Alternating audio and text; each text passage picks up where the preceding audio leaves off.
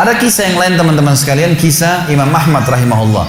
Imam Ahmad rahimahullah dari 4 madhab tadi, Abu Hanifah, Malik, Syafi'i dan Ahmad. Ahmad bin Hanbal muridnya Imam Syafi'i. Madhab yang keempat.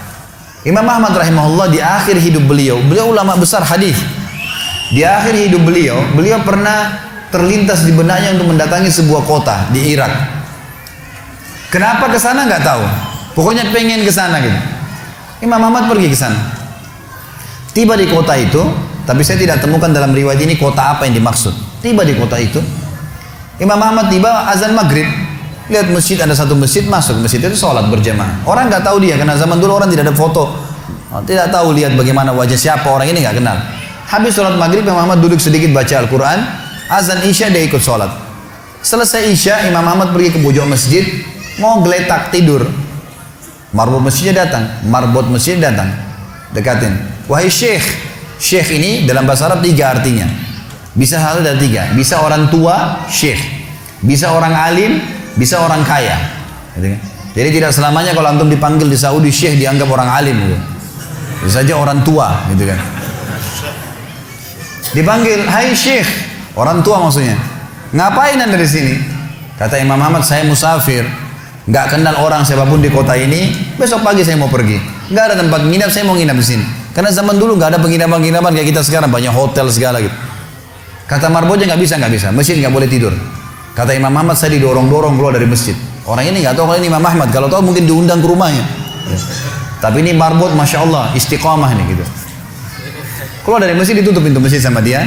Imam Ahmad lihat orang yang sudah pergi, Imam Ahmad lihat ada teras masjid, tidur di teras masjid. Balik lagi marbotnya. Wahai syekh, ngapain sini? Musafir, mau tidur, nggak ada tempat nginap. Nggak bisa syekh. Teras pun nggak boleh, peraturan. Ini saya bilang tadi istiqamah luar biasa.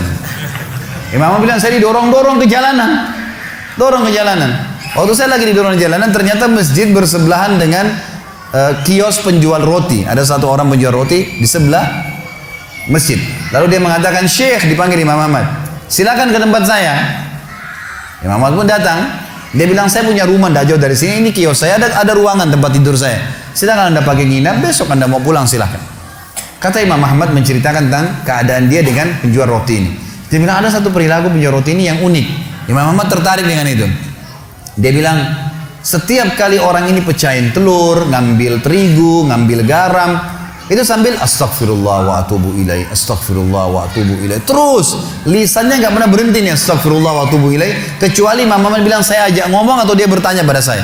Kalau berhenti, istighfar lagi. Selalu begini. Kata Imam Ahmad, saya bertanya, sudah berapa lama kau amalkan nih? Orang itu bilang, sudah lama, dari saya masih bujang. Kebetulan orang ini sudah tua, seumur sama Imam Ahmad, sudah mendekati 60 tahun lebih gitu.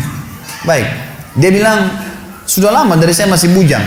Kata Imam Ahmad, ma thamaratu istighfarik, apa manfaatnya istighfarmu? Apa yang kau dapatkan dengan istighfar yang sebanyak ini?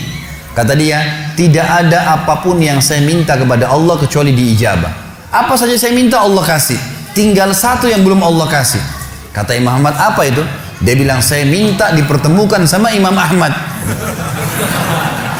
Lah ya, kisah nyata. Imam Ahmad mengatakan, Allahu Akbar, istighfarmu lah yang membuat saya datang ke kota ini, tidak tahu kenapa. Istighfarmu yang membuat marbot masjid mendorong-dorong saya keluar masjid. Istighfarmu yang mendatangkan saya ke tempat ini, tempat praktekmu, ke rumahmu.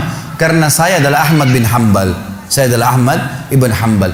Bagaimana istighfar teman-teman sekalian mendatangkan rezeki yang luar biasa. Permintaan apapun didatangkan. Seorang alim ulama biasa didatangin, ini malah didatangkan sama Allah ke tempat orang ini karena istighfarnya.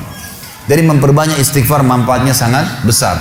Hadis Bukhari kata Nabi SAW, siapa yang mulazamah selalu istighfar, Allah akan jadikan jalan keluar dari masalahnya dan Allah akan berikan rezeki dari tempat tidak disangka-sangka.